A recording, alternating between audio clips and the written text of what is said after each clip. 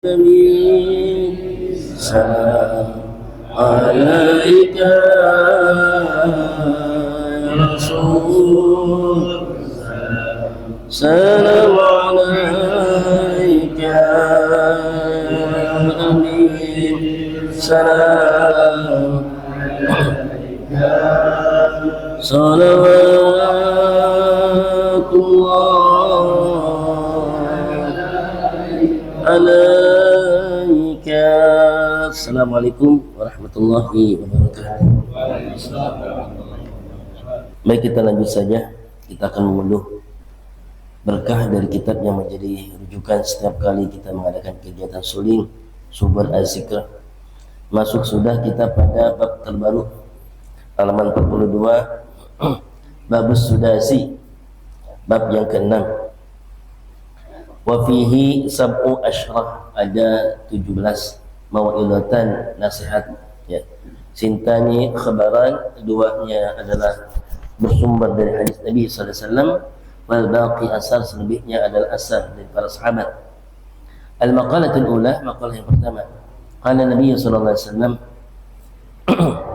Ini menjadi penting ya, kalau saya membaca ini, betapa mereka para ulama-ulama terdahulu menulis kitab itu selalu mengutamakan Nabi tercinta Nabi Muhammad SAW ya, di atas pandangannya sendiri ya, di atas pendapatnya sendiri ya. Dalam menyusun pun sedemikian rapi, untuk tabarukan, untuk ta'ammulan, untuk takhallukan ya. Ternyata mengutip hadis Nabi SAW.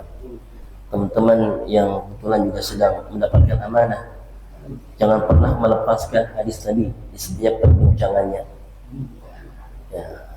Seorang guru, seorang syekh mengatakan, ketika antum bicara di panggung, lalu antum membawa lisannya Rasul Muhammad SAW, seakan Rasulullah mewujud pada kita, sehingga Allah akan jaga lisan kita, tidak ada yang terpeleset.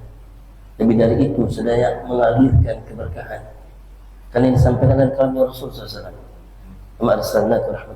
Tidak ada yang rahmat teragung di muka bumi kecuali kehadiran Rasul Sallallahu Alaihi Wasallam. Lalu kita petikkan hadis-hadisnya. Saya perhatikan di setiap bab-bab yang ditulis oleh Imam Syekh Muhammad Umar Al-Jabi Al-Bantani, Syekh Nawawi ini selalu menitipkan hadis dulu ya. Baik, apa hadis pertama beliau? Kalau Nabi SAW, sittatu asya'a, ada 6 perkara. Hunna, yang jika 6 ini ada, gharibatun, itu terasing, fi sittati mawadhi'a, pada 6 keadaan atau 6 tempat. Nabi Jauhari pernah mengatakan itu ya. Ada 3 masalah, 3 perkara itu terasing pada 6 keadaan atau 6 tempat. Yang pertama, al-masjidu gharibun.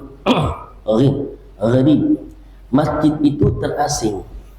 Di mana? Fima, pada tempat, baina, antara qaumin, satu kaum, la yusalluna fi, yang tidak mau sholat di dalamnya. Menjadi hal seonggok tempat yang aneh, yang asing, di tempat orang-orang yang tidak mau sholat. Yang kedua, wal mushafu gharibun, mushaf itu terasing ya. Fi manzili qaumin, pada rumah sebuah kaum, la yaqra'una fi, yang tidak mau baca ya di dalamnya. Yang ketiga, wal qur'anu gharibun, al-Qur'an pun menjadi terasing, fi jawfil fasiq, pada hatinya orang yang fasik. Fasik itu dimaknakan dengan sederhana, dia memang sholat tapi maksiatnya hebat ya. Dia kadang berani melanggar aturan Allah, dia tahu itu aturan Allah, dia masih zina. Dia tahu itu adalah hukum Allah, tapi dia berani mengkorupsi. Dia tahu bahwa ini adalah haram, tapi dia berani menyentuh perempuan yang bukan mahram.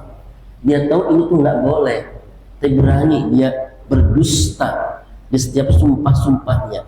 Dia tahu itu nggak boleh, tapi dia berani menyelewengkan amanah. Dia tahu ini tuh nggak boleh, tapi berani dia mengangkat putra mahkotanya. Dia tahu bahwa ini nggak boleh, tapi berani-beraninya dia menyokong semua keluarganya itu terjun di gelanggang politik. Itu fasik. Al-Quran itu terasing di hati orang yang fasik, nggak menghujam, nggak kuat di dalam. Berikutnya, wal mar'atul muslimatus salihah, perempuan muslimah yang salihah itu gharibatun, asing, fi yaddi rajulin zalimin, pada tangan seorang yang zalim. Kenyataannya ada. Nabi akan mengatakan ada loh nanti perempuan yang salehah, baik orangnya, tapi sayangnya dinikahkan ketemu dengan lelaki yang zalim, hanya untuk mengeksploitasi keadaannya, dijual itu perempuan dalam makna tidak dijaganya, diekspos dengan talentnya. Dia bermuka berparas cantik, dia bisa bersenandung dengan merdu dan nyanyiannya, ya. Akhirnya dimiliki oleh semua. Perempuan tempat terindahnya adalah di rumah, di hati semua kita para suami ini. Perempuan itu akan terasing, ya. Kisah itu membuat kita menjadi tertampar, ya. Betapa sungguh kita mesti menjaga perempuan. Maka Nabi sendiri kan mengatakan, hubbiba ilayya min dunyakum salas, aku tuh dicintakan dengan dunia ini 3 keadaan. Yang pertama yang disebut apa? Al-mar'ah an-nisa as-salihah, perempuan yang salihah. Beliau tuh demen cinta sama perempuan yang salihah. Suami punya istri, istrinya yang salihah. Orang tua punya anak perempuan yang salihah. Seorang kakak punya adik perempuan yang salihah. Nah, Rasul itu berharap semua perempuan itu salihah. Sederhana untuk mengatakan salihah, apa yang diyakini, ya, yang dibenarkan di pikiran dia, itu yang diamalkan dalam kesehariannya. Jilbab, hijab itu mutlak, itu adalah pakaian muslim wajib. Seorang suami, seorang ayah, ya, harus bisa memaksakan si perempuan untuk berhijab, ya, karena pertanggungjawaban kelak nanti berat di hadapan Allah. Aurat dipajang, aurat dilihat, hatta sekedar di depan rumah kan umum tuh, ya. Mentang-mentang udah usia sudah menginjak lansia, ya, lah tukang sayur demen sama usia 70 tahun. Kejadian ada kan begitu, ya. Nenek Neci apa nih, Nelly, ya, nenek lincah lagi nawar-nawar sayuran, kadang nggak sadar dirinya nggak pakai BH, angkatin uang kelihatan kemana-mana. Lah si tukang sayur ke ladang, ya, normal. Bukan itu sebenarnya yang dikatakan. Wallah, ya, dia adalah suatu kehormatan hadapan Allah dan Rasulnya. Allah dan Rasul akan mengenali siapa umatnya, siapa hambanya, siapa kita dari penjagaan terhadap fisiknya itu. Makanya dipantaskan oleh Allah dan Rasulnya, dipantaskan oleh syariat perempuan itu berhijab, ya. Kita pun jijik nerima, maaf, permen yang sudah terbuka dari kulitnya, dari bungkusnya. Begitulah perempuan kalau diumbar lalu diserahkan kepada kita sudah terbuka, ya. Maka kita berharap semoga semua keluarga kita bisa menjaganya, benar-benar terjaga syariatnya dari Allah Subhanahu wa taala. Yang berikutnya, warrajulul muslimus salih, lelaki yang muslim yang salih itu gharibun, terasing fi yadi imra'atin radiyatin, ya, pada tangan perempuan yang zalim, yang banyak maksiat. Ada ternyata tante-tante, ya, yang dapetin santri berondong yang baru keluar dari pesantren, ya, dia menjadi terasing, diajak sebagai wanita sosialita, ya, arisan, ngeliatin berondong, ya Allah ya Rabbana, naudzubillah, ya. Dan kenyataannya itu akan ada. Coba baca ada Jakarta Undercover. Yang nulis itu temannya Saifullah, lulusan alumni ya, Muammar MK saja.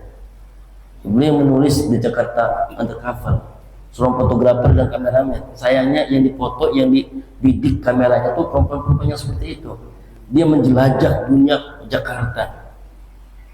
Ternyata di sana tuh banyak pesta anak bujang, kumpulan tante-tante usia 40 tahun. Dia terpuaskan ketika hanya sekedar mengekspos si laki-laki ini, dikeluarkan, suruh joget, striptease. Ini perempuan-perempuan si tante-tante ini sudah puas. Itu ada yang model kayak begini, itu ada. Nabi jauh hari mengatakan itu. Nanti ada seorang laki yang saleh akan terasing di tengah perempuan, di tangan perempuan yang non saleh. Berikutnya terakhir.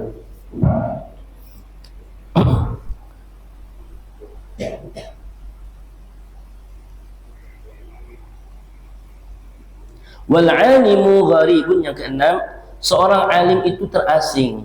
Baina qaumi la yastami'una ilaih, di antara kaum yang tidak mau mendengar petunjuk nasihatnya. Nah, ngomong mengomong, ya, ngajak mengajak, ada pengajian, dia lagi yang datang, hanya seberapa saja. Ya.